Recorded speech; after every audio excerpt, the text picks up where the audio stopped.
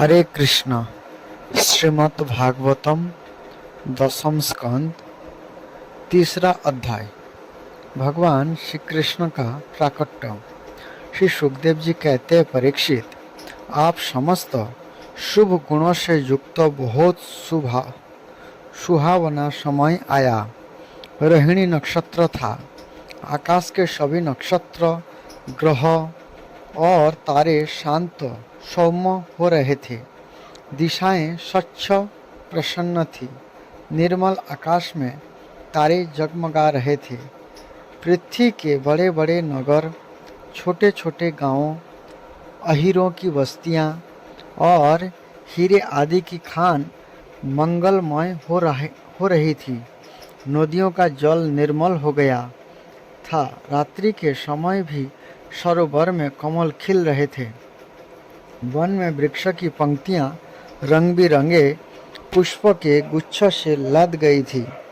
कहीं पक्षी चहक रहे थे तो कहीं भौरे गुनगुना रहे थे। उस समय परम पवित्र और शीतल मंद मुग्ध वायु अपने स्पर्श से लोगों को सुख दान करती हुई बह रही थी। ब्रह्मा जी के अग्निहोत्र की कभी न बुझने वाली अग्नियां जो कंस के अत्याचार से बुझ गई थी, वे इस समय अपने आप जल उठी। संत पुरुष पहले से ही चाहते थे कि असुरों की बढ़ती ना होने पाए। अब उनका मन सहसा प्रसन्नता से भर गया। जिस समय भगवान के आविर्भाव का अवसर आया, स्वर्ग में देवताओं की दुंदुभियां अपने आप बज उठी। किन्नर और गंधर्व मधुर स्वर में गाने लगे तथा सिद्ध और चारण भगवान के मंगलमय गुणों की स्तुति करने लगे। विधाधरियां अप्सराओं के साथ नाचने लगी। बड़े बड़े देवता और ऋषि मुनि आनंद से भरकर पुष्प की वर्षा करने लगे। जल से भरे हुए बादल समुद्र के पास जाकर धीरे धीरे गर्जना करने लगे। जन्म मृत्यु के चक्र से छुड़ाने वाले जनार्दन के अवतार का समय था। निरिस्त चारों ओर अंधकार का साम्राज्य था। उसी समय सबके हृदय में विराजमान भगवान विष्णु देव रूपिणी देवकी के गर्भ से प्रकट हुए। जैसे पूर्व दिशा में 16 कलाओं से पूर्ण चंद्रमा का उदय हो गया हो। वसुदेव जी ने देखा, उनके सामने एक अद्भुत बालक है। उसके नेत्र कमल के समान कोमल और विशाल है। 4 सुंदर हाथों में शंख, गदा, चक्र और कमल लिए हुए है। वक्षस्थल पर श्रीवत्स का चिन्ह अत्यंत सुंदर सुवर्णमयी रेखा है।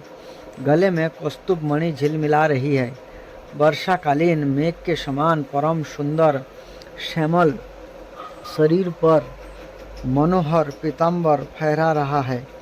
बहुमूल्य वैदुर्य मणि के किरीट और कुंडल की कांति से सुंदर सुंदर घुंघराले बाल सूर्य की किरणों के समान चमक रहे हैं। कमर में चमचमाती करधनी की लड़ियां लटक रही है। बाहों में बाजूबंद और कलाइयों में कंकण शोभायमान हो रहे हैं। इन सब आभूषणों से सुशोभित बालक के अंग अंग से अनोखी छटा छिटक रही है। जब वसुदेव जी ने देखा कि मेरे पुत्र के रूप में तो स्वयं भगवान ही आए हैं, तब पहले तो उन्हें असीम आश्चर्य हुआ। फिर आनंद से उनकी आंखें खिल उठी। उनका रोम रोम परमानंद में मग्न हो गया। श्री कृष्ण का जन्म उत्सव मनवाने की उतावला में उन्होंने उसी समय ब्राह्मणों के लिए 10,000 गौओं का संकल्प कर दिया। परीक्षित, भगवान श्री कृष्ण अपने अंग कांति से श्रुति का गृह को जगमग कर रहे थे। जब वसुदेव जी को यह निश्चय हो गया कि ये तो परम पुरुष परमात्मा ही है, तब भगवान का प्रभाव जान लेने से उनका सारा भय जाता रहा। अपनी बुद्धि स्थिर करके उन्होंने भगवान के चरणों में अपना सिर झुका दिया और फिर हाथ जोड़कर उनकी स्तुति करने लगे। वसुदेव जी ने कहा, मैं समझ गया कि आप प्रकृति से अतीत साक्षात पुरुषोत्तम है। आपका स्वरूप है केवल अनुभव और केवल आनंद। आप समस्त बुद्धियों के एकमात्र साक्षी है। आप ही स्वर्ग के आदि में अपनी प्रकृति से इस त्रिगुणमय जगत की सृष्टि करते हैं, फिर उसमें प्रविष्ट न होने पर भी आप प्रविष्ट के समान जान पड़ते हैं। जैसे जब तक महत्तत्व आदि कारण तत्व पृथक पृथक रहते हैं, तब तक उनकी शक्ति भी पृथक पृथक होती है। जब वे इंद्रिया आदि 16 विकारों के साथ मिलते हैं, तभी इस ब्रह्मांड की रचना करते हैं और इसे उत्पन्न करके उसी में अनुप्रविष्ट से जान पड़ते हैं। परंतु सच्ची बात तो यह है कि वे किसी भी पदार्थ में प्रवेश नहीं करते। ऐसा होने का कारण यह है कि उसमें उनसे बनी हुई जो भी वस्तु है, उनमें ये पहले से ही विद्यमान रहते हैं। ठीक वैसे ही बुद्धि के द्वारा केवल गुणों के लक्षणों का ही अनुमान किया जाता है और इंद्रियों के द्वारा केवल गुणमय विषयों का ही ग्रहण होता है। यद्यपि आप उनमें रहते हैं, फिर भी उन गुणों के ग्रहण से आपका ग्रहण नहीं होता। इसका कारण यह है कि आप सब कुछ है, सबके अंतर्यामी है और परमार्थ सत्य आत्मस्वरूप है। गुणों का आवरण आपको ढांक नहीं सकता, इसलिए आप में ना बाहर है ना भीतर। फिर आप किस में प्रवेश करेंगे? इसलिए प्रवेश ना करने पर भी आप प्रवेश किए हुए के समान दिखते हैं। जो आपने इन दृश्य गुणों के अपने से पृथक मानकर सत्य समझते हैं, यह अज्ञानी है, क्योंकि विचार करने पर ये देह गेह आदि पदार्थ वाग्विलास के सिवा और कुछ नहीं सिद्ध होते। विचार के द्वारा जिस वस्तु का अस्तित्व सिद्ध नहीं होता, बल्कि जो बाधित हो जाती है, उसको सत्य मानने वाला पुरुष बुद्धिमान कैसे हो सकता है? प्रभु कहते हैं कि आप स्वयं समस्त क्रियाओं, गुणों और विकारों से रहित है, फिर भी इस जगत की सृष्टि, स्थिति और प्रलय आपसे ही होते हैं। यह बात परम ऐश्वर्यशाली पर ब्रह्म परमात्मा आपके लिए अंतर्गत नहीं है, क्योंकि तीनों गुणों के आश्रय आप ही है। इसलिए उन गुणों के कार्य आदि का आप में ही आरोप किया जाता है। आप ही तीनों लोगों की रक्षा करने के लिए विष्णु रूप धारण करते हैं। उत्पत्ति के लिए रज प्रधान रक्तवर्ण सृजनकारी पर ब्रह्म रूप और रुद्र रूप स्वीकार करते हैं। प्रभु आप सर्वशक्तिमान और सबके स्वामी हैं। इस संसार की रक्षा के लिए ही आपने मेरे घर अवतार लिया है। आजकल कोटि कोटि असुर सेनापतियों ने राजा का नाम धारण कर रखा है और आपने अधीन बड़ी बड़ी सेनाएं कर रखी है। आप उन सबका संहार करेंगे।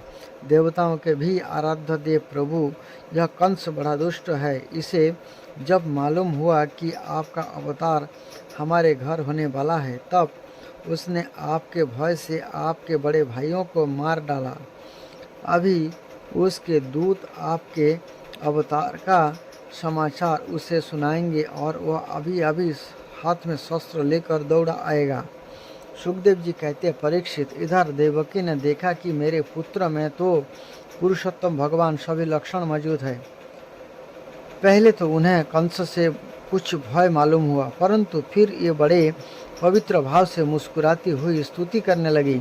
माता देवकी ने कहा, प्रभु, वेदों ने आपके जिस रूप को अव्यक्त और सबका कारण बतलाया है, जो ब्रह्म ज्योति स्वरूप समस्त गुणों से रहित और विकारहीन है, जिसे विशेषण रहित और अनिर्वचनीय, निष्क्रिय एवं केवल विशुद्ध सत्ता के रूप में कहा गया है, वही बुद्धि आदि के प्रकाशक विष्णु आप स्वयं है। जिस समय ब्रह्मा की पूरी आयु 2 परार्ध समाप्त हो जाते हैं, काल शक्ति के प्रभाव से सारे लोग नष्ट हो जाते हैं। पंच महाभूत अहंकार में, अहंकार महत्तत्व में और महत्तत्व प्रकृति में लीन हो जाता है। उस समय एकमात्र आप ही शेष रह जाते हैं। इसी से आपका एक नाम शेष भी है।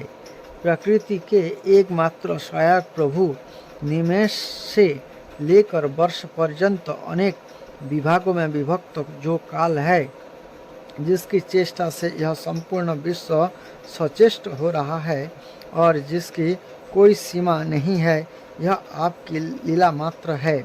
आप सर्वशक्तिमान और परम कल्याण के आश्रय है। मैं आपकी शरण लेती हूँ प्रभु। यह जीव मृत्युग्रस्त हो रहा है। वह मृत्यु रूप कराल बाल से भयभीत होकर संपूर्ण लोकांतरों में भटकता रहा है, परंतु इसे कभी कहीं भी ऐसा स्थान ना मिल सका जहाँ यह निर्भय होकर रहे। आज बड़े भाग्य से इसे आपके चरणार बिंद की शरण मिल गई। अतः आप यह स्वस्थ होकर सबकी नींद सुख की नींद सो रहा है। औरों की तो बात ही क्या, स्वयं मृत्यु भी इससे भयभीत होकर भाग गई है। प्रभु आप है भक्त भयहारी और हम लोग इस दुष्ट कंस से भयभीत कंस से बहुत ही भयभीत है। अतः आप हमारी रक्षा कीजिए। आपका यह चतुर्भुज दिव्य रूप ध्यान की वस्तु है। इसे केवल मांस मज्जामय शरीर पर ही दृष्टि रखने वाले देहाभिमानी पुरुषों के सामने प्रकट मत कीजिए। मधुसूदन, इस पापी कंस को यह बात मालूम ना हो कि आपका जन्म मेरे गर्भ से हुआ है। मेरा धैर्य टूट रहा है। आपके लिए मैं कंस से बहुत डर रही हूँ। विषात्मन, आपका यह रूप अलौकिक है। आप शंख चक्र गदा और कमल की शोभा से युक्त अपना यह चतुर्भुज रूप छिपा लीजिए। प्रलय के समय आप इस संपूर्ण विश्व को अपने शरीर में वैसे ही स्वाभाविक रूप से धारण करते हैं जैसे कोई मनुष्य अपने शरीर में रहने वाले छिद्र रूप आकाश को। वही परम पुरुष परमात्मा आप मेरे गर्भवासी हुए। यह आपकी अद्भुत मनुष्य लीला नहीं तो और क्या है। श्री भगवान ने कहा, देवी, स्वयंभू मनवंतर में जब तुम्हारा पहला जन्म हुआ था, उस समय तुम्हारा नाम था पृषणी और वसुदेव, और ये वसुदेव सुतपा नाम के प्रजापति थे। तुम दोनों के हृदय बड़े ही शुद्ध थे। जब ब्रह्मा जी ने तुम दोनों को संतान उत्पन्न करने की आज्ञा दी, तब तुम लोगों ने इंद्रियों का दमन करके उत्कृष्ट तपस्या की। तुम दोनों ने वर्षा, वायु, धाम, शीत, उष्ण आदि काल के विभिन्न गुणों का सहन किया और प्राणायाम के द्वारा अपने मन के मल धो डाले। तुम दोनों कभी सूखे पत्ते खा लेते और कभी हवा पीकर ही रह जाते। तुम्हारा चित्त बड़ा शांत था। इस प्रकार तुम लोगों ने मुझसे अभिष्ट वस्तु प्राप्त करने की इच्छा से मेरी आराधना की। मुझ में चित्त लगाकर ऐसा परम दुष्कर और घोर तप करते करते देवताओं के 12,000 वर्ष बीत गए। 12,000 वर्ष बीत गए। पुण्यमयी देवी, उस समय मैं तुम दोनों पर प्रसन्न हुआ, क्योंकि तुम दोनों ने तपस्या, श्रद्धा और प्रेममय भक्ति से अपने हृदय में नित्य निरंतर मेरी भावना की थी। उस समय तुम दोनों की अभिलाषा पूर्ण करने के लिए वर देने वालों का राजा मैं इसी रूप में तुम्हारे सामने प्रकट हुआ। जब मैंने कहा कि तुम्हारी जो इच्छा हो मुझसे मांग लो, तब तुम दोनों ने मेरे जैसा पुत्र मांगा। इस समय तक विषय भोग से तुम लोगों का कोई संबंध नहीं हुआ था। तुम्हारा कोई संतान भी न थी, इसलिए मेरी माया से मोहित होकर तुम दोनों ने मुझसे मोक्ष नहीं मांगा। तुम्हें मेरे जैसा पुत्र होने का वर प्राप्त हो गया और मैं वहाँ से चला गया। आप सफल मनोरथ होकर तुम लोग विषयों का भोग करने लगे। मैंने देखा कि संसार में शील, स्वभाव, उदारता तथा अन्य गुणों में मेरे जैसा दूसरा कोई नहीं है। इसलिए मैं ही तुम दोनों का पुत्र हुआ और इस समय मैं कृष्ण गर्भ के नाम से विख्यात हुआ। और उस समय मैं कृष्ण गर्भ के नाम से विख्यात हुआ। फिर दूसरे जन्म में तुम हुई अदिति और वसुदेव हुए कश्यप। उस समय भी मैं तुम्हारा पुत्र हुआ। मेरा नाम था उपेंद्र। शरीर छोटा होने के कारण लोग मुझे वामन भी कहते हैं। सती देवकी, तुम्हारे इस तीसरे जन्म में भी मैं उसी रूप में फिर तुम्हारा पुत्र हुआ हूँ। मेरी वाणी सर्वदा सत्य होती है। मैंने तुम्हें अपना यह रूप इसीलिए दिखला दिया है कि तुम्हें मेरे पूर्व अवतारों का स्मरण हो जाए। यदि मैं ऐसा नहीं करता तो केवल मनुष्य शरीर से मेरे अवतार की पहचान नहीं हो पाती। तुम दोनों मेरे प्रति पुत्र भाव तथा निरंतर ब्रह्म भाव रखना।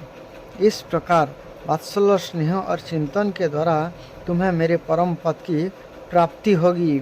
श्री सुखदेव जी कहते हैं, भगवान इतना कहकर चुप हो गए। अब उन्होंने अपनी जोग माया से पिता माता के देखते देखते तुरंत एक साधारण शिशु का रूप धारण कर लिया। तब वसुदेव जी ने भगवान की प्रेरणा से अपने पुत्र को लेकर श्रुति गृह से बाहर निकलने की इच्छा की। उसी समय नंद पत्नी यशोदा के गर्भ से उस जोग माया का जन्म हुआ, जो भगवान की शक्ति होने के कारण उनके समान ही जन्म रहित है।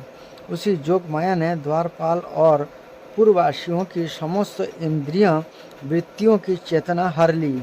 ये सब के सब अचेत होकर सो गए। बंदी गृह के सभी दरवाजे बंद थे। उनमें बड़े बड़े किवाड़, लोहे की जंजीरें और ताले जड़े हुए थे। उनके बाहर जाना बड़ा ही कठिन था। परंतु देवकी जी भगवान श्री कृष्ण को गोद में लेकर जो ही उनके निकट पहुँचे तो ही ये सब दरवाजे आप से आप खुल गए। ठीक वैसे ही जैसे सूर्योदय होते ही अंधकार दूर हो जाता है। उस समय बादल धीरे धीरे गरज कर जल की फुहारें छोड़ रहे थे। इसलिए शेष जी अपने फनों से जल को रोकते हुए भगवान के पीछे पीछे चलने लगे। उन दिनों बार बार वर्षा होती रहती थी। इससे जमुना जी बहुत बढ़ गई थी। उनका प्रवाह गहरा और तेज हो गया था। तरल तरंगों के कारण जल पर फैन ही फैन हो रहा था। सैकड़ों भयानक भंवर पड़ रहे थे। जैसे सीतापति भगवान श्री राम जी को समुद्र ने मार्ग दे दिया था, ऐसे ही जमुना जी ने भगवान को मार्ग दे दिया। वसुदेव जी ने नंद बाबा के गोकुल में जाकर देखा कि ये सब के सब गोप नींद से अचेत पड़े हुए हैं। उन्होंने अपने पुत्र को यशोदा जी की शज्या पर सुला दिया और उनकी नवजात कन्या लेकर ये बंदी गृह में लौट आए। जेल में पहुंचकर वसुदेव जी ने उस कन्या को देवकी की शज्या पर सुला दिया और अपने पैरों में बेड़ियां डाल ली तथा पहले की तरह ये बंदी गृह में बंद हो गए। इधर नंद पत्नी यशोदा को इतना तो मालूम हुआ कि कोई संतान हुई है, परंतु ये वह नहीं जान सकी कि पुत्र है या पुत्री, क्योंकि एक तो उन्हें बड़ा परिश्रम हुआ था और दूसरा जोग माया ने उन्हें अचेत कर दिया था। जैसे अंतःकरण शुद्ध होने पर उसमें भगवान का आविर्भाव होता है, श्री कृष्ण अवतार के अवसर पर भी ठीक उसी प्रकार का समष्टि की शुद्धि का वर्णन किया गया है। इसमें काल, दिशा, पृथ्वी, जल, अग्नि, वायु, आकाश, मन और आत्मा, इन 9 द्रव्यों का अलग अलग नामोल्लेख करके साधक के लिए एक अत्यंत उपयोगी साधन पद्धति की ओर संकेत किया गया है। काल, भगवान काल से परे है। शास्त्रों और पुरुषों के द्वारा ऐसा निरूपण सुनकर काल मानो क्रुद्ध हो गया था और रुद्र रूप धारण करके सबको निकल रहा था। आज जब उसे मालूम हुआ कि ये स्वयं परिपूर्णतम भगवान श्री कृष्ण मेरे अंदर अवतीर्ण हो रहे हैं, तब यह आनंद से भर गया और समस्त सद्गुणों को धारण कर तथा सुहावना बनकर प्रकट हो गया। दिशा, प्राचीन शास्त्रों में दिशाओं को देवी माना गया है। उनके एक एक स्वामी भी होते हैं, जैसे प्राची के इंद्र, प्रतीची के वरुण आदि। कंस के राज्य काल में ये देवता पराधीन कैदी हो गए थे। अब भगवान श्री कृष्ण के अवतार से देवताओं की गणना के अनुसार 11-12 दिनों में ही उन्हें छुटकारा मिल जाएगा। इसीलिए अपने पतियों के संगम सौभाग्य का अनुसंधान करके देवियां प्रसन्न हो गई। जो देव एवं दिशा के परिच्छेद से रहित है, ये ही प्रभु भारत देश के ब्रज प्रदेश में आ रहे हैं।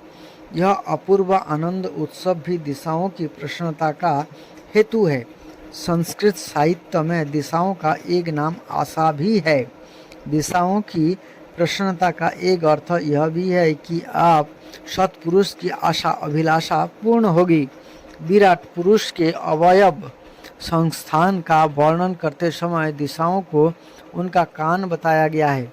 श्री कृष्ण के अवतार के अवसर पर दिशाएं मानो यह सोचकर प्रसन्न हो गई कि प्रभु असुर असाधुओं के उपद्रवों से दुखी प्राणियों की प्रार्थना सुनने के लिए सतत सावधान है। पृथ्वी पुराणों में भगवान की 2 पत्नियों का उल्लेख मिलता है, एक श्री देवी और दूसरी भूदेवी। ये दोनों चल संपत्ति और अचल संपत्ति की स्वामिनी है। इनके पति है भगवान, जीव नहीं। जिस समय श्री देवी के निवास स्थान वैकुंठ से उतरकर भगवान भूदेव के निवास स्थान पर पृथ्वी पर आने लगे, तब जैसे परदेश से पति के आगमन का समाचार सुनकर पत्नी सज धज कर आवागमन करने के लिए निकलती है, वैसे ही पृथ्वी का मंगलमयी होना, मंगल चिन्हों को धारण करना स्वाभाविक ही है। भगवान के श्री चरण मेरे वक्षस्थल पर पड़ेंगे और सौभाग्य का ऐसा अनुसंधान करके पृथ्वी आनंदित हो गई। वामन ब्रह्मचारी थे। परशुराम जी ने ब्राह्मणों को दान दे दिया। श्री रामचंद्र ने मेरी पुत्री जानकी से विवाह कर लिया।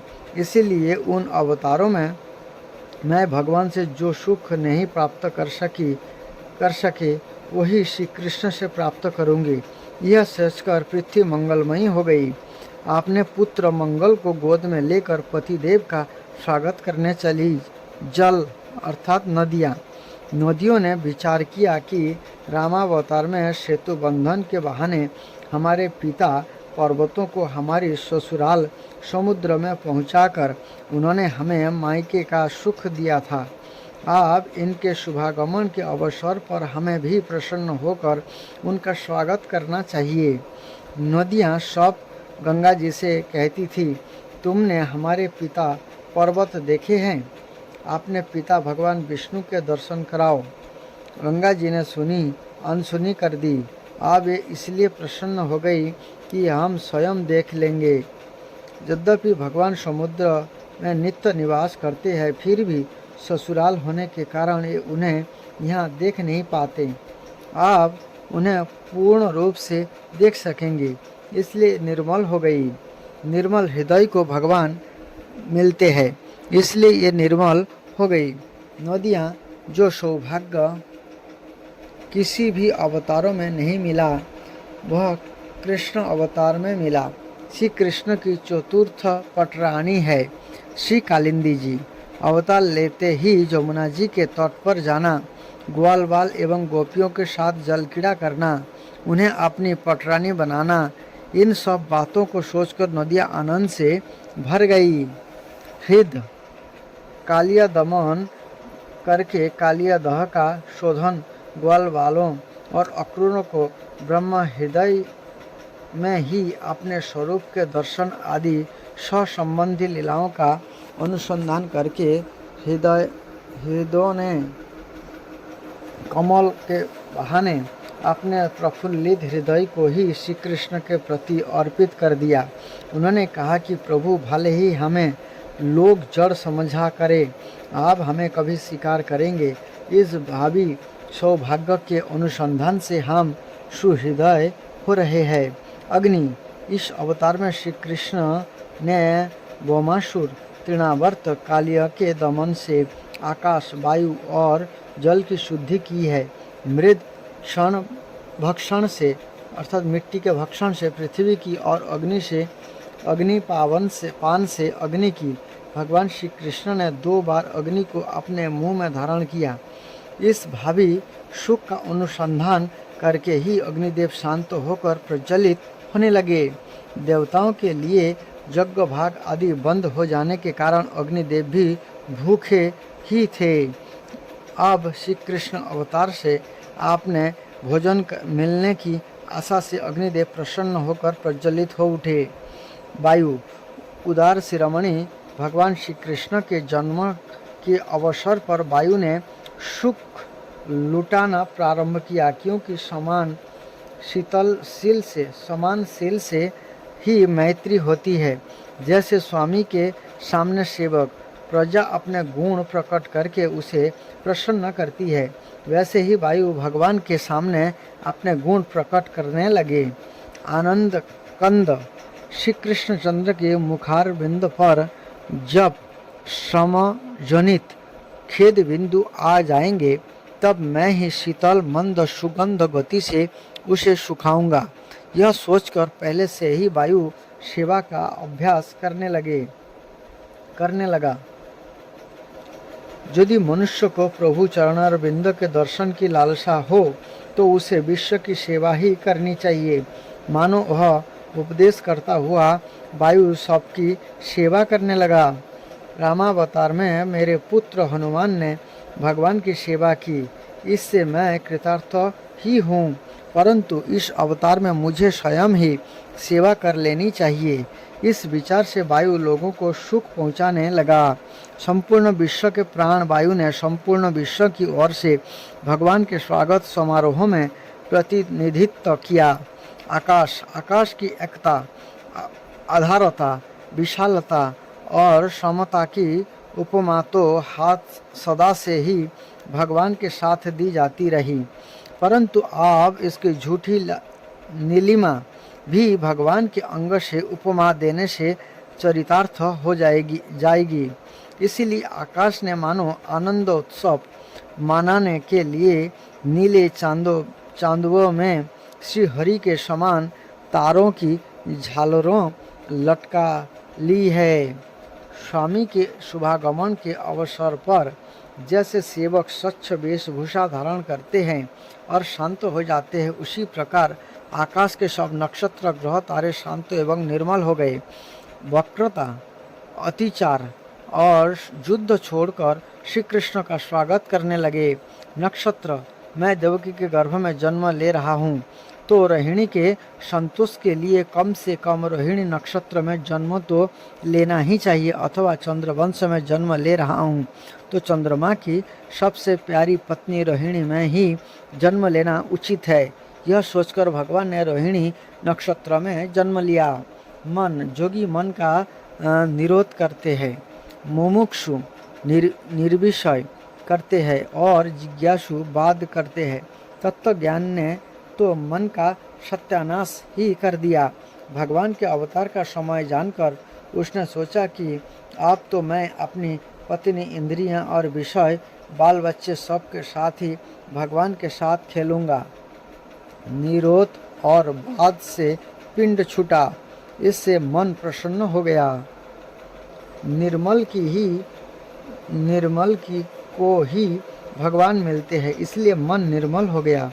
जैसे वैसे शब्द, स्पर्श, रूप, रस, गंध का परित्याग कर देने पर भगवान मिलते हैं। आप तो स्वयं भगवान ही यह सब बनकर आ रहे हैं।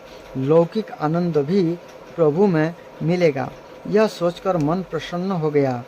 वसुदेव के मन में निवास करके ये ही भगवान प्रकट हो रहे हैं, वह हमारी ही जाति का है, यह सोचकर मन प्रसन्न हो गया। सुमन, देवता और शुद्ध मन को सुख देने के लिए ही भगवान का अवतार हो रहा है, यह जानकर सुमन प्रसन्न हो गए। संतों में, स्वर्गों में और उपवन में सुमन, शुद्ध मन, देवता और पुष्प आनंदित हो गए। क्यों ना हो, माधव अर्थात विष्णु और वसंत का आगमन जो हो रहा है, भाद्र मास भद्र अर्थात कल्याण देने वाला है। कृष्ण पक्ष स्वयं कृष्ण से संबद्ध है। अष्टमी तिथि पक्ष के बीचों बीच संधि स्थल पर पड़ती है। रात्रि जोगी जनों को प्रिय है। निश्चित जातियों का संध्या काल और रात्रि के दो भागों की संधि है। उस समय श्री कृष्ण के आविर्भाव का अर्थ है अज्ञान के घोर अंधकार में दिव्य प्रकाश। निशानाथ चंद्र के वंश में जन्म लेना है तो निशा के मध्य भाग में अवतीर्ण होना उचित भी है। अष्टमी के चंद्रोदय का समय भी वही है। यदि वसुदेव जी मेरा जात कर्म नहीं कर सकते तो हमारा वंश के आदि पुरुष चंद्रमा समुद्र स्नान करके अपने कर किरणों से अमृत का वितरण करें। ऋषि मुनि और देवता जब अपने सुमन की वर्षा करने के लिए मथुरा की ओर दौड़े तब उनका आनंद भी पीछे छूट गया और उनके पीछे पीछे दौड़ने लगा। उन्होंने अपने निरोध और बाध संबंधी सारे विचार त्याग कर मन को श्री कृष्ण की ओर जाने के लिए मुक्त कर दिया, उन पर नछावर कर दिया। मेघ समुद्र के पास जाकर मंद मंद गर्जना करते हुए कहते, जलानिधे, यह तुम्हारा उपदेश पास आने का फल है कि हमारे पास जल ही जल हो गया।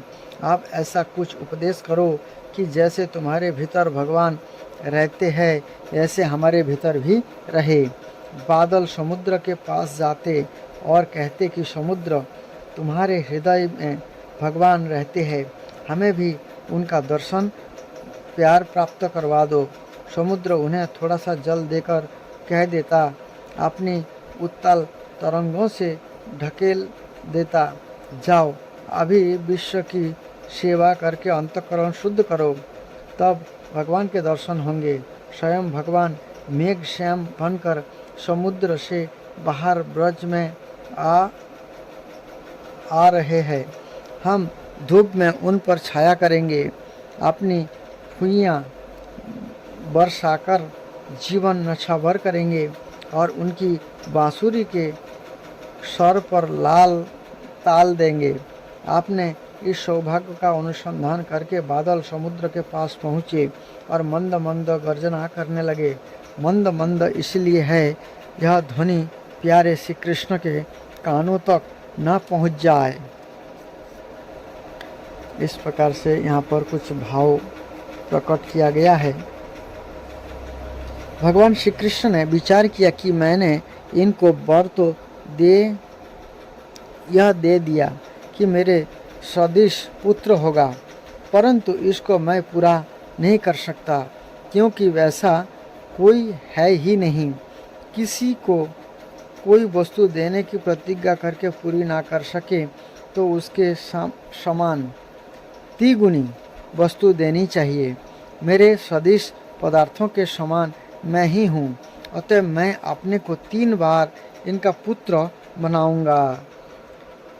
जिनके नाम श्रवण मात्र से असंख्य जन्म अर्जित प्रारब्ध बंधन ध्वस्त हो जाता है, यही प्रभु जिसकी गोद में आ गए उसकी हथकड़ी बेड़ी खुल जाए, इसमें क्या आश्चर्य है।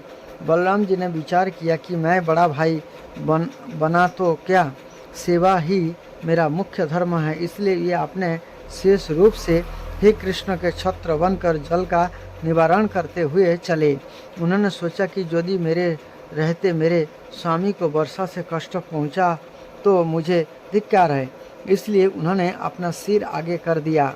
अथवा उन्होंने यह सोचा कि ये विष्णु पद अर्थात आकाश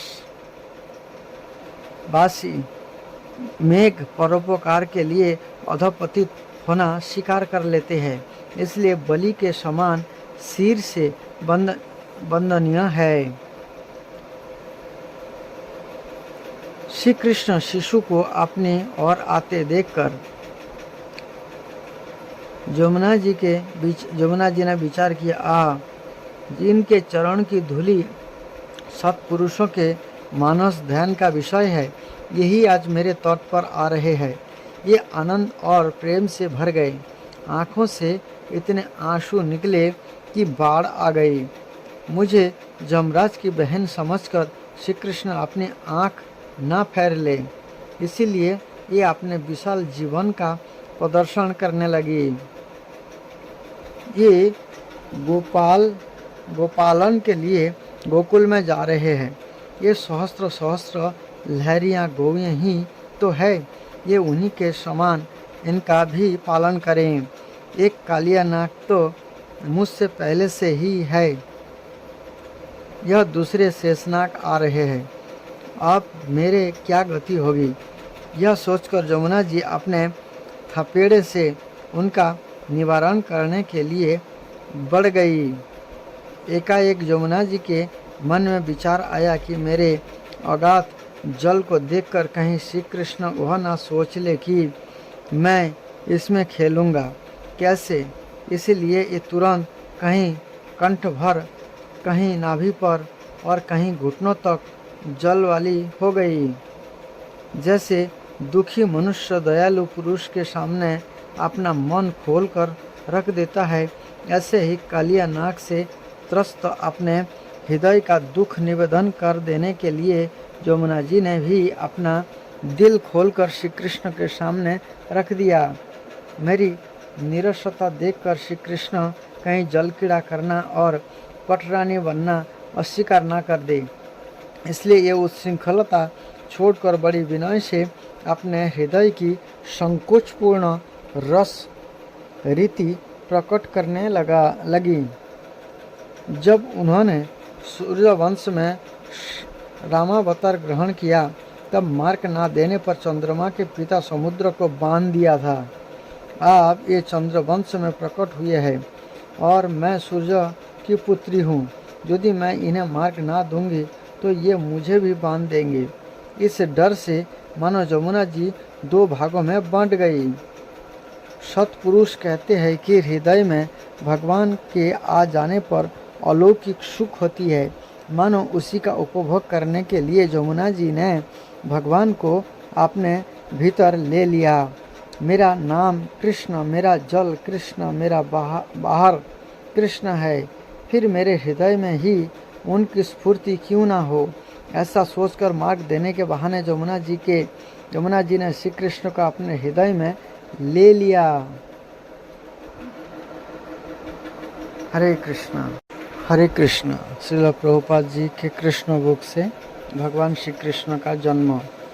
भगवत गीता में भगवान कहते हैं कि उनका प्राकट्य, जन्म तथा कार्यकलाप सभी दिव्य है और जो उन्हें ठीक से समझ लेता है वह तुरंत ही वैकुंठ जाने का भागी बन जाता है। भगवान का प्राकट्य या जन्म किसी सामान्य पुरुष का सा नहीं होता, जिसे विगत कर्मों के आधार पर भौतिक शरीर धारण करने के लिए बाध्य होना पड़ता है। भगवान के प्राकट्य की व्याख्या द्वितीय अध्याय में भी की गई है कि वे स्वेच्छा से प्रकट होते हैं। जब भगवान के अवतार लेने का समय निकट आ गया तो नक्षत्रगण अत्यंत शुभ हो गए। रोहिणी नक्षत्र भी, जो फलित ज्योतिष के अनुसार शुभ माना जाता है, प्रबल था। रोहिणी ब्रह्म के प्रत्यक्ष संचालन के अंतर्गत माना जाता है। ज्योतिष के अनुसार नक्षत्र की उपयुक्त स्थिति के अतिरिक्त भिन्न ग्रहों की भिन्न भिन्न स्थितियां के कारण शुभ तथा अशुभ क्षण उपस्थित होते रहते हैं। कृष्ण के जन्म के समय सारे ग्रह स्वयमेव इस तरह स्थित हो गए कि सब कुछ शुभ बन गया। उस समय पूर्व, पश्चिम, दक्षिण, उत्तर सभी दिशाओं में शांति और संपन्नता का वातावरण था। आकाश में शुभ नक्षत्र दिख रहे थे और पृथ्वी पर सभी नगरों तथा ग्रामों या गोचरों में तथा जन जन के मन में सौभाग्य के लक्षण दृष्टिगोचर हो रहे थे। नदियाँ जल से पूर्ण होकर प्रवाहित हो रही थी और सरोवरों में सुंदर कमल खिले हुए थे। जंगल सुंदर पक्षियों एवं मोरों से परिपूर्ण थे। जंगल के सारे पक्षी मधुर वाणी में गाने लगे और मयूर मयूरियों के साथ साथ नाचने लगे। वायु अपने साथ विविध पुष्पों की सुगंध लेकर मंद मंद बहने लगी, जिसका सुखद स्पर्श मन को मोहने वाला था। जो ब्राह्मण अग्नि में यज्ञ करने के अभ्यस्त थे, उन्हें आहुति के लिए अपने अपने घर अत्यंत सुहावने लगने लगे।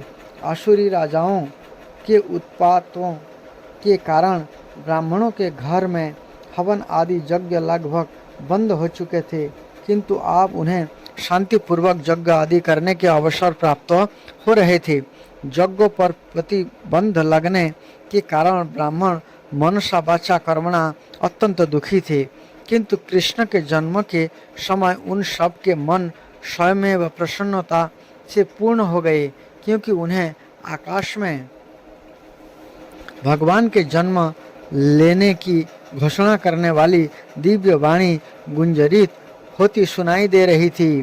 गंधर्व और किन्नर लोग के वासी गाने लगे और तथा सिद्ध और चारण लोग के वासी भगवान की सेवा में प्रार्थनाएं करने लगे। स्वर्गलोक में देवता अपनी अपनी पत्नियों तथा विद्याधर अपनी अपनी पत्नियों के साथ नाचने लगे। ऋषि मुनि तथा देवता प्रसन्न होकर फूल बरसाने लगे। समुद्र तट पर हल्की हल्की तरंगों की ध्वनि सुनाई दे रही थी और समुद्र के ऊपर आकाश में बादल थे जो मोहक गर्जना करने लगे थे। जब ऐसा संजोग उपस्थित हो गया तो घट घट वासी भगवान विष्णु अंधेरे रात में भगवान के रूप में देवकी के समक्ष प्रकट हुए, जो एक देवी जैसी लगती थी। उस समय भगवान विष्णु के प्राकट्य की तुलना रात्रि के समय सूर्य पूर्व दिशा में उदित होने वाले पूर्ण चंद्रमा से की जा सकती थी। यहाँ यह आपत्ति उठाई जा सकती है कि चूंकि भगवान कृष्ण अष्टमी के दिन उत्पन्न हुए, अतः उस दिन पूर्ण चंद्रमा उदय हो ही नहीं सकता। इसके उत्तर में यह कहा जा सकता है कि भगवान कृष्ण उस वंश में उत्पन्न हुए जो चंद्रमा की वंश परंपरा में था। अतः यद्यपि उस रात्रि को चंद्रमा अधूरा था, किंतु चंद्रमा के वंश में ही भगवान के जन्म लेने के कारण चंद्रमा अत्यधिक प्रसन्न था।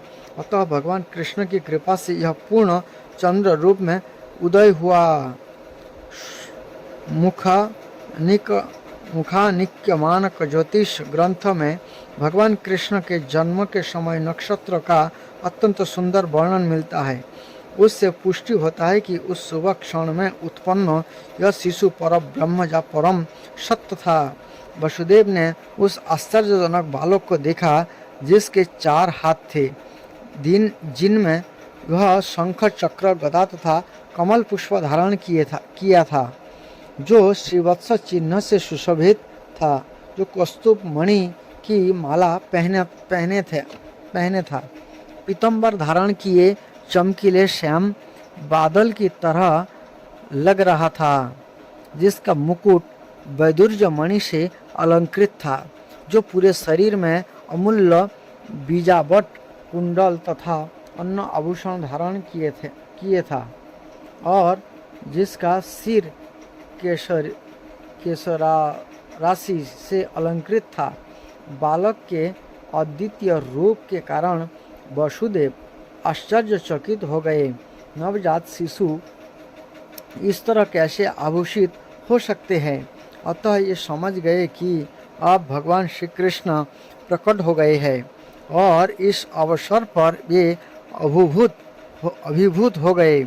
वसुदेव ने विनीत भाव से आश्चर्य प्रकट किया कि यद्यपि ये भौतिक प्रकृति द्वारा बद्ध सामान्य जीव है और ऊपर से कंस द्वारा बंदी है, तो भी सर्वव्यापी भगवान विष्णु या कृष्ण अपने मूल रूप में उनके घर शिशु रूप में प्रकट हुए हैं।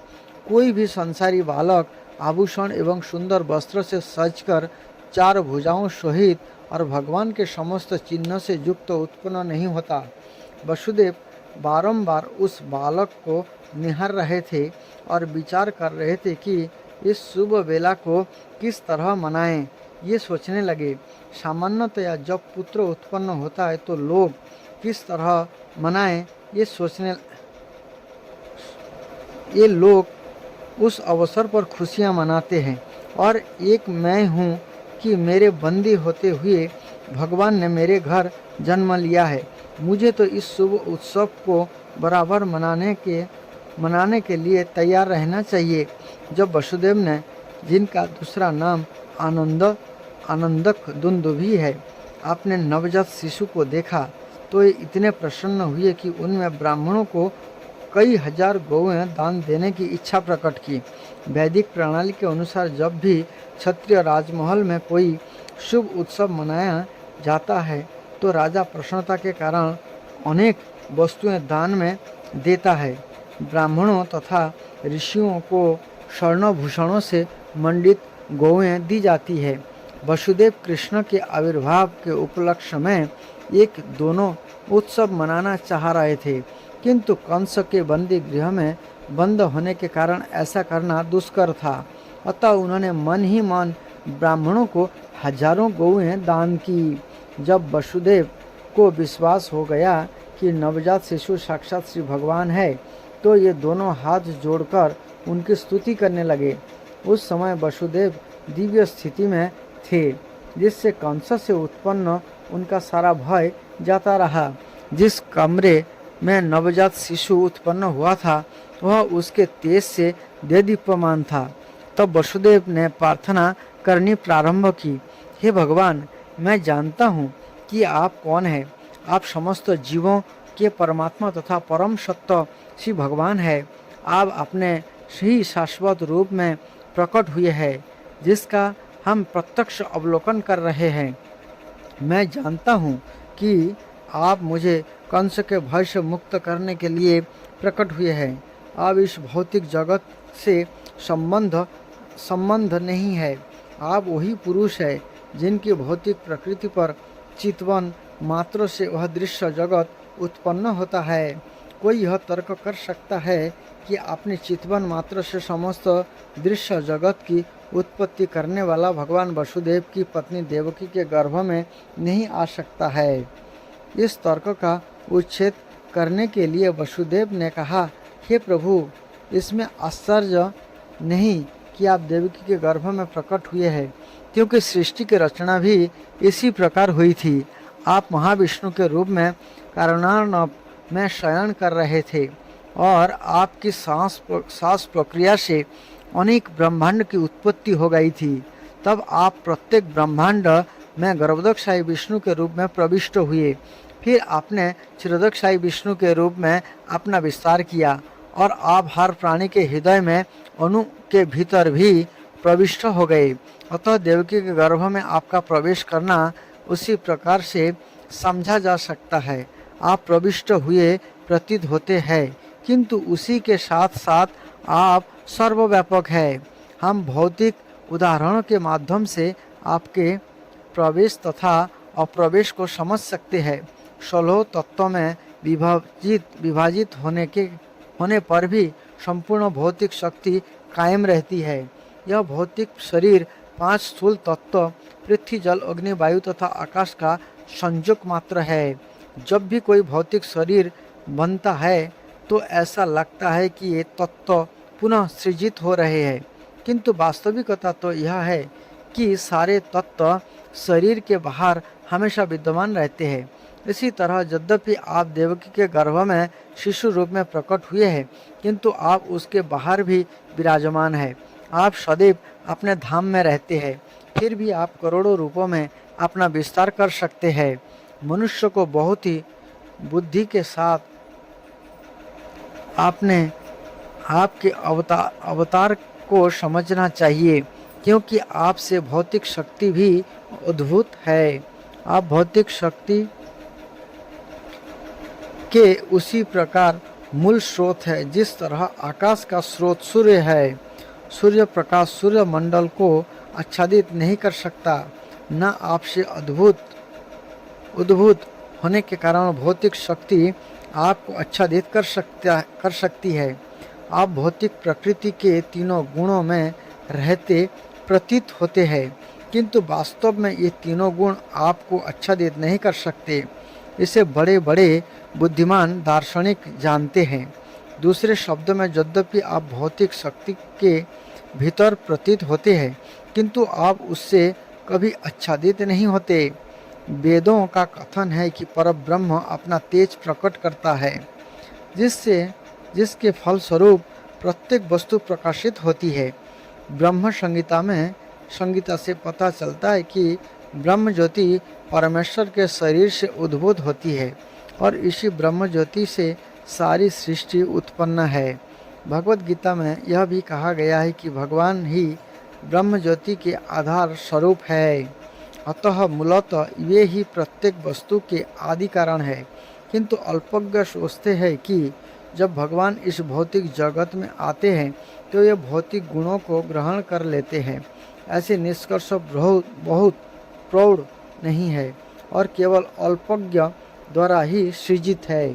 श्री भगवान प्रत्यक्ष तथा अप्रत्यक्ष रूप में सर्वत्र विद्यमान है। ये सृष्टि के भीतर भी है और बाहर भी है। ये केवल इस सृष्टि में गर्भोदकशायी विष्णु के रूप में नहीं रहते, ये प्रत्येक परमाणु के भीतर भी है। परमाणु का अस्तित्व उनकी उपस्थिति के कारण ही है। उनसे कुछ भी विलक नहीं किया जा सकता। वैदिक सिद्धांत के अनुसार हमें परमात्मा अर्थात प्रत्येक वस्तु के मूल कारण की खोज करनी चाहिए, क्योंकि परमात्मा से पृथक कुछ भी नहीं है। अतः भौतिक सृष्टि उनकी शक्ति का ही रूपांतर है। जड़ पदार्थ तथा जीवित शक्ति आत्मा भी उन्हीं से उद्भूत है। जो मूर्ख होगा वही इस निष्कर्ष पर पहुँचेगा कि जब परमेश्वर प्रकट होते हैं तो ये पदार्थ की परिस्थितियों को स्वीकार करते हैं। यदि प्रत्यक्ष रूप से ये भौतिक शरीर ग्रहण कर लेंगे भी तो भी ये भौतिक परिस्थितियों के अधीन नहीं रहते। अतः कृष्ण अवतरित हुए और उन्होंने भगवान के प्रकट तथा अप्रकट होने के समस्त दोषपूर्ण निष्कर्षों को ध्वस्त कर दिया है। हे स्वामी, आपका अवतार स्थिति तथा तिरोधान सारे भौतिक गुणों के प्रभाव से परे है, चूँकि आप प्रत्येक वस्तु के नियामक तथा परब्रह्म है। अतः आप में कुछ भी अकल्पनीय या विरोध मूलक नहीं है। जैसा आपने कहा है, प्रकृति आपकी अध्यक्षता में उसी तरह कार्य करती है जिस तरह कोई सरकारी अधिकारी मुख्य कार्यकारी के आदेशों पर काम करता है। अधीनस्थ कार्यकलापों का आप पर कोई प्रभाव नहीं पड़ता, चूँकि आप परब्रह्म हैं तथा सारे नियम आप में अवस्थित है और प्रकृति के सारे कार्यकलाप आपके द्वारा ही संचालित होते हैं। अतः इनमें से कोई कार्यकलाप आप पर प्रभाव नहीं डालता। आप शुक्लम कहलाते हैं। शुक्लम अर्थात धवल परम सत्य का प्रतीकात्मक निरूपण है, क्योंकि भौतिक गुणों से यह अप्रभावित रहता है। ब्रह्मा जी रक्त अथवा लाल कहलाते हैं, क्योंकि सृजन के लिए ये रजोगुण का प्रतिनिधित्व करते हैं। तमस शिव जी के जिम्मे पड़ा है, क्योंकि ये संपूर्ण सृष्टि का संहार करते हैं। इस दृश्य जगत का सृजन, संहार तथा पालन आपकी शक्तियों द्वारा संपन्न होता है, तो भी आप इन गुणों से अप्रभावित रहते हैं, जैसा कि वेदों द्वारा पुष्ट किया गया है। हरि ही निर्गुण साक्षात। श्री भगवान सदैव ही समस्त भौतिक गुणों से मुक्त होते हैं। यह भी कहा जाता है कि परमेश्वर में रजो तथा तमो गुण का अभाव रहता है। हे प्रभु, आप परम नियंता भगवान तथा इस दृश्य जगत की व्यवस्था को बनाए रखने वाले हैं। आप परम नियंता होते हुए भी कृपा करके मेरे घर में अवतरित हुए हैं। आपके अवतार का कारण संसार के उन असुरी शासकों के अनुयायियों का वध करना है, जो राजकुमारों के वेश में रहते हुए वस्तुतः असुर है। मुझे विश्वास है कि आप शवों को उनके अनुयायियों तथा सैनिकों समेत मार डालेंगे। मुझे विहित है कि आप दुष्ट कंस तथा उसके अनुयायियों का वध करने के लिए ही अवतरित हुए हैं, किंतु वह जानकर कि आप उसे तथा उसके अनुयायियों का वध करने के लिए अवतरित होंगे, उसने आपके कई अग्रजों को मार डाला है, अर्थात आपके बड़े भाइयों को। अब यह केवल आपके जन्म की प्रतीक्षा में है। जैसे ही वह इसे सुनेगा, यह आपको मारने के लिए सभी प्रकार के अस्त्र शस्त्र लेकर उपस्थित होगा। वसुदेव की इस प्रार्थना के बाद कृष्ण की माता देवकी ने प्रार्थना की। ये अपने भाई के अत्याचारों से अत्यंत भयभीत थी।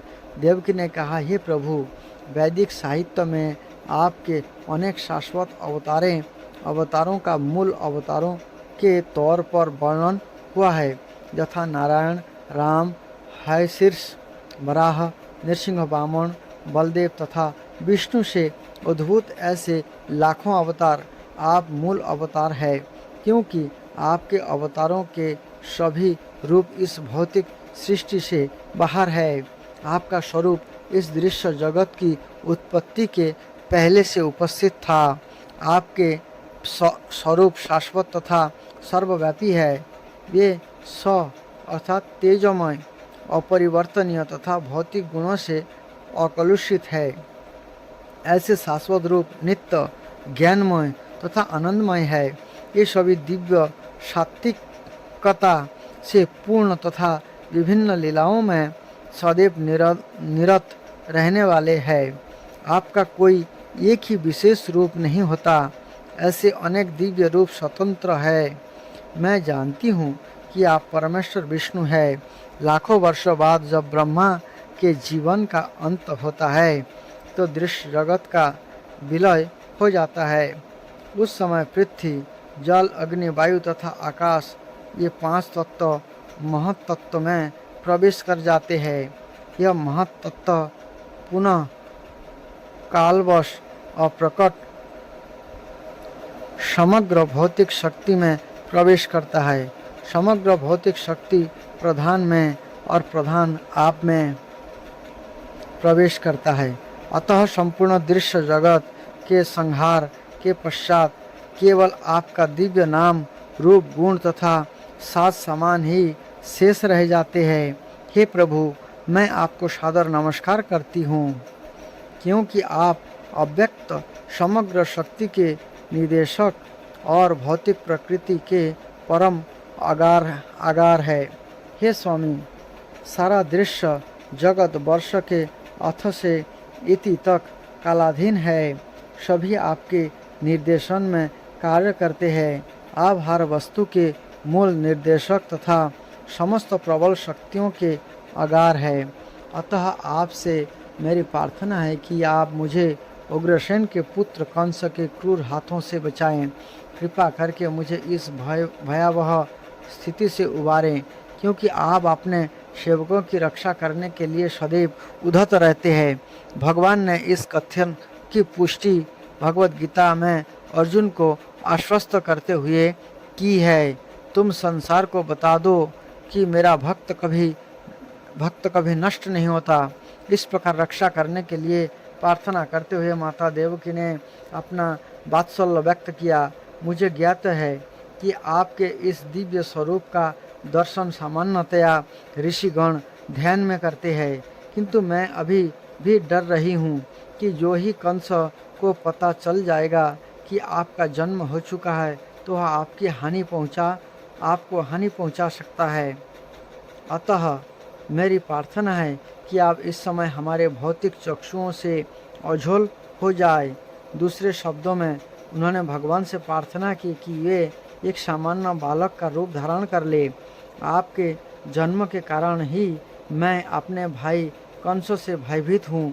हे मधुसूदन, हो सकता है कि कंस को पता ना लगे कि आपने जन्म धारण कर लिया है। अतः मेरी प्रार्थना है कि आप अपने इस चतुर्भुज रूप को, जिसमें आप विष्णु के 4 चिन्ह शंख चक्र गदा तथा कमल धारण किए हैं छिपा लें।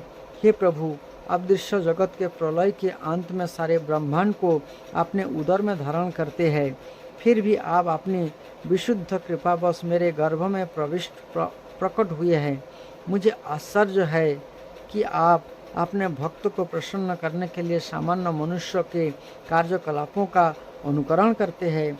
देवकी की प्रार्थना सुनकर भगवान ने उत्तर दिया, हे माता, स्वयंभू मनु के कल्प में मेरे पिता वसुदेव एक प्रजापति के रूप में थे, जिनका नाम था सुतपा था और आप उनकी पत्नी पृष्णी थी। उस समय ब्रह्मा ने प्रजा बढ़ाने की इच्छा से आपसे संतान उत्पन्न करने के लिए कहा। आपने इंद्रियों को वश में करते हुए कठोर तपस्या की।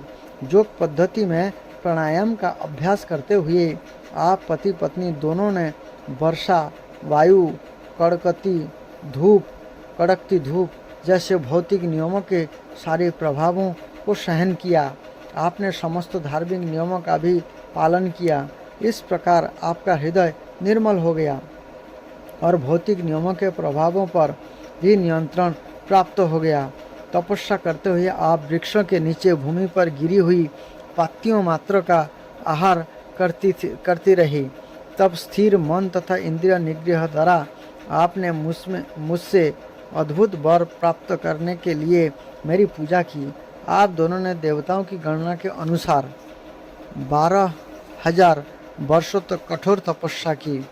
इस अवधि में आपका मन मुझ में ही लीन रहा। जब आप भक्ति कर रही थी और अपने मन में निरंतर मेरा ध्यान कर रही थी, तब मैं आपसे अत्यधिक प्रसन्न हुआ। हे निष्पाप माता, अतः आपका अंतःकरण नित्य ही विशुद्ध है। उस समय भी मैं आपके समक्ष इसी रूप में आपकी इच्छा पूर्ति के लिए प्रकट हुआ था और आपसे मनवांछित वर मांगने के लिए कहा था। उस समय आपने चाहा था कि मैं आपके पुत्र रूप में जन्म लूं। यद्यपि आपने मेरा साक्षात दर्शन किया था, तथापि आपने मेरी माया के प्रभाव के कारण व्यापक भावबंधन से पूर्ण मुक्ति न मांगकर मुझे अपने पुत्र के रूप में मांगा था। दूसरे शब्दों में भगवान ने प्रकट होने के लिए इस जगत में पृष्णी तथा सुतपा को अपना माता पिता के रूप में चुना।